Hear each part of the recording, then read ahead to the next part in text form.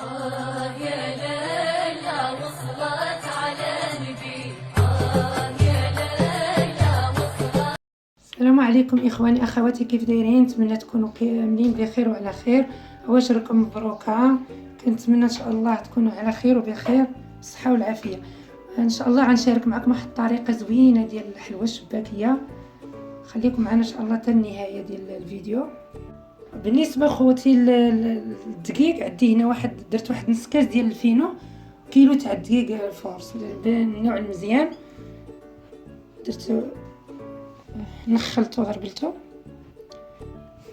كنتو تشوفوا. هنا عندي معلقه ونص ديال حبه حلاوه والنافع اللي طحنتهم مزيان، طحنوا مزيان باش ما يقطعوش لكم العجينه.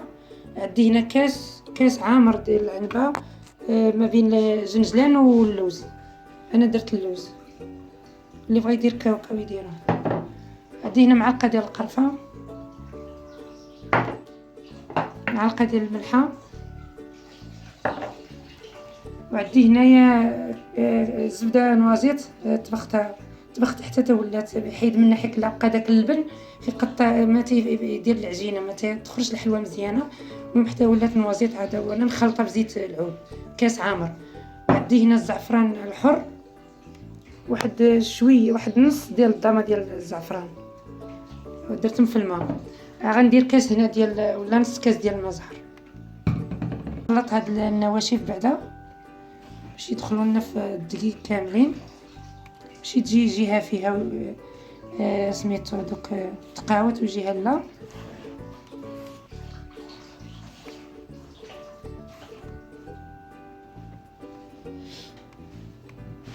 المهم غادي نحاول هنا هذا الزعفران نصفيه.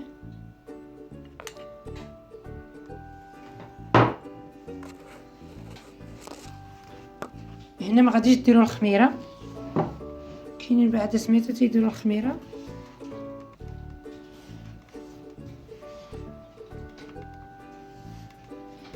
حاولوا داك الزعفران حتى هو باش تجي مزيانه تلبسوه في الدقيق ديالكم.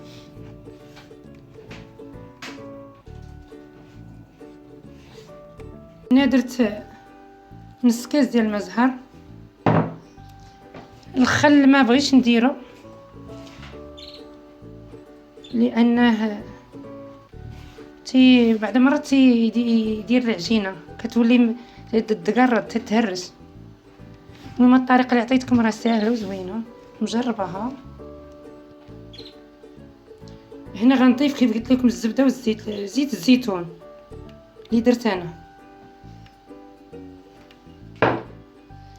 غنحاول هذيك الزبده باش ندخلها في الطحين ديالنا.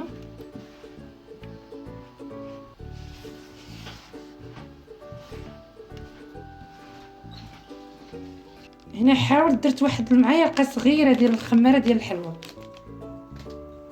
في بلاصه هذاك، بلاصه اسمو الخل. المهم غنجمع دابا العجينه ديالنا بالماء من بعد ما بسبست هاد المكونات كاملين. درنا كاع التوابل سميتو عفوا المقادير ديال الحلوى كلهم هما لبسناهم. دابا غنخلطوا بالماء. هنا خوتي راه صافي درت كاس ديال الماء دافي، واحد شويه دفيته. صافي غنجمع العجينه ديالنا، ما نحاولوش نطلقوها بزاف. خوتي هنايا راه خصها تدليك بالمعنى نيت،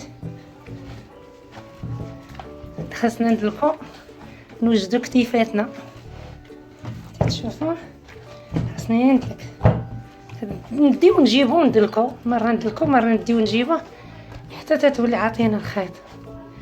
غير المقادير راه درت بحال هاد الطحين على حسب، راه رفدت ليا كاس ونص بهذا الكبير هذا في كيلو قول كيلو واحد شويه، واحد الرابعه اللي درت تاع الطحين. المهم تيبقى على حسب النوعيه ديال الطحين. كاين الطحين اللي ما تيرفدش الماء.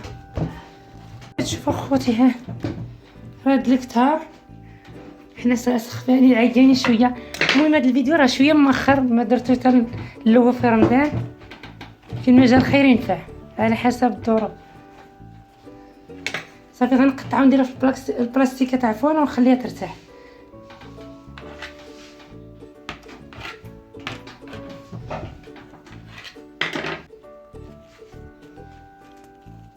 المهم خوتي غنديرها هنا في البلاستيك ونخليها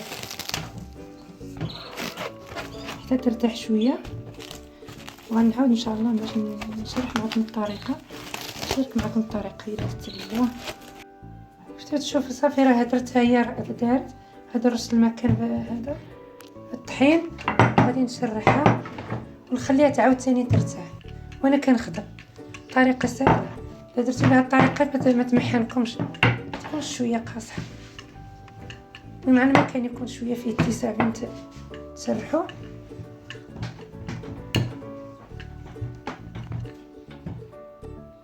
المهم الطريقه هذه الا درتوها غتجيكم مرقه، ما تحتاجوا الا ما كانش عندكم الماكينه، غادي نديروا لها بحال شكل طويه ديال المسمن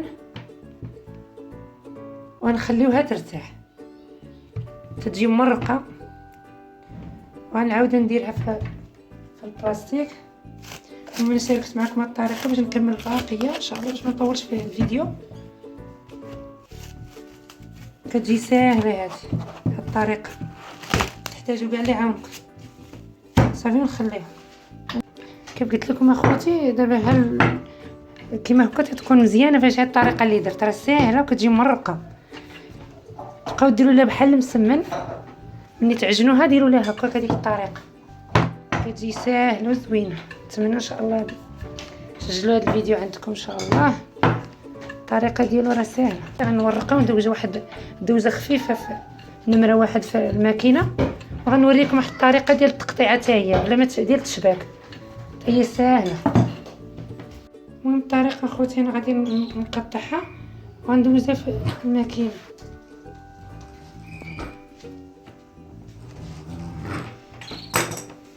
غندوزها واحد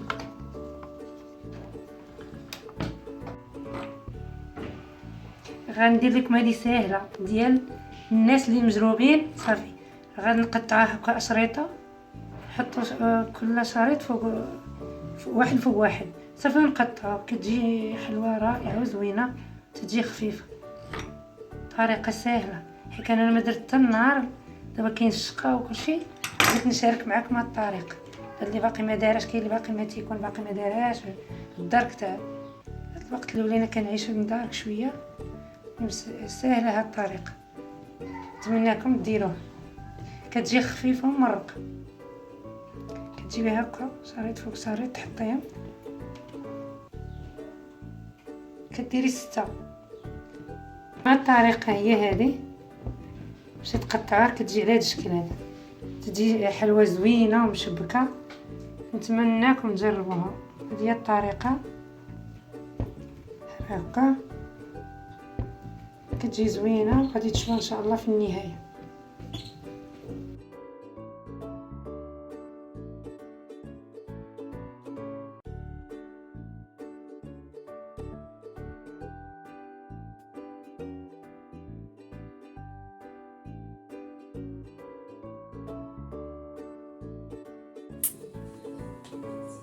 خوتي دابا انا غادي خليتها حتى تنشفات. دابا درت الزيت يسخن، حضرت البوطه وغادي نديروها ان شاء الله نقليو الحلوه ديالنا. ضروري ما تخليوها تنشف، انا خليت واحد ساعتين قد ما خليتها تنشف مزيانه. ها الشكل ديالها كيف تتجي، راك تتشوفوا تتجي زوينه ورائعه وسهله. يعني في وقت وجيز توجدوا الحلوه ديالكم واخا تكونوا مجروبين. الطريقه راه سهله، المقادير هما هذوك مضبوطين عطيتهم لكم. نتمنى ان شاء الله نكون فدتكم بشي حاجه. عواشر مبروكه عليكم. ما تنساوش اختكم لان راه بعات على القناه، ما تنساونيش اخوتي بلي لايك اشتراك في القناه. كنشكركم ان شاء الله، كنشكركم مع وصفات جداد ان شاء الله نجيدوا الجديد. نتمنى لكم الخير، عواشر مبروكه عليكم، مع السلامه.